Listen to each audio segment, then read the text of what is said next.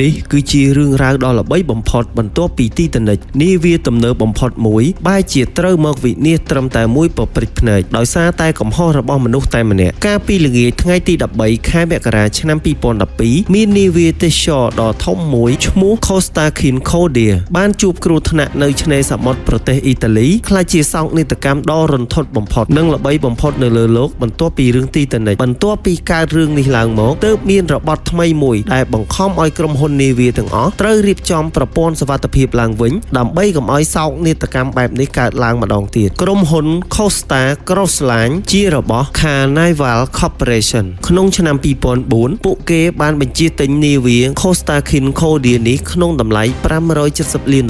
វាជានាវាដ៏ធំបំផុតនៅក្នុងពេលនោះមានបណ្ដោយ290ម៉ែត្រនិងកម្ពស់13ជាន់វាដូចជាទីក្រុងនៅលើទឹកដែលមានអាងហែលទឹក4ភោជនីយដ្ឋាន5និងបារចំនួន13វាអាចផ្ទុកមនុស្សបានសរុបជិត5000នាក់នៅថ្ងៃទី11ខែមករាឆ្នាំ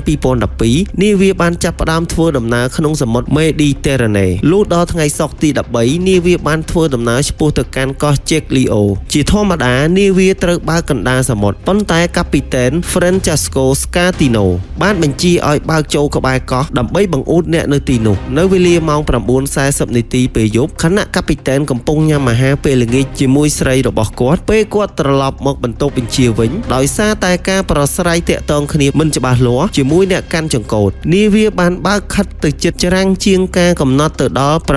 659ម៉ែត្រត្រឹមតែប៉ុន្មាននាទីក្រោយមកនាវាក៏បានបុកនឹងថ្មក្រោមទឹកបណ្ដាឲ្យធ្លាយចំហៀងនាវាប្រវែង60ម៉ែត្រអគ្គិសនីត្រូវបានកាត់ផ្ដាច់ម៉ាស៊ីនឈប់ដំណើរការមនុស្សចាប់ផ្ដើមស្លន់ស្លោប៉ុន្តែកាពីតែនបែរជាប្រាប់អ្នកគ្រប់គ្រងថាវាគ្រាន់តែជាការដាច់ចរន្តអគ្គិសនីធម្មតាប៉ុណ្ណោះរហូតដល់ម៉ោង 10:30 នាទីទើបមានការប្រកាសឲ្យចាក់ចេញពីនាវាអ្វីដែលហួសចិត្តបំផុតនោះគឺកាពីតែន Scatino បានលួចឡើងទៅទូកសង្គ្រោះរត់ទៅដីគោកមុនគេចោលអ្នកដំណើរ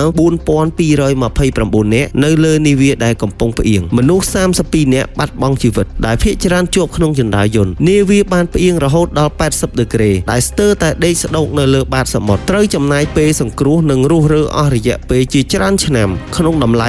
$1.2 លាន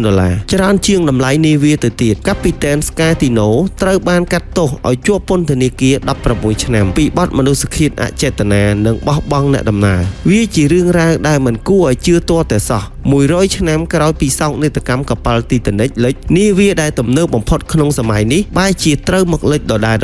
ដោយសារតែកំហុសមនុស្សម្នាក់ទៅវិញសូមកុំភ្លេចចុច Subscribe និងដាក់រូបកណ្ដឹងម្នាក់មួយផងដើម្បីទទួលបានវីដេអូថ្មីៗបន្តទៀតជួបគ្នានៅវីដេអូក្រោយបន្តទៀតសូមអរគុណ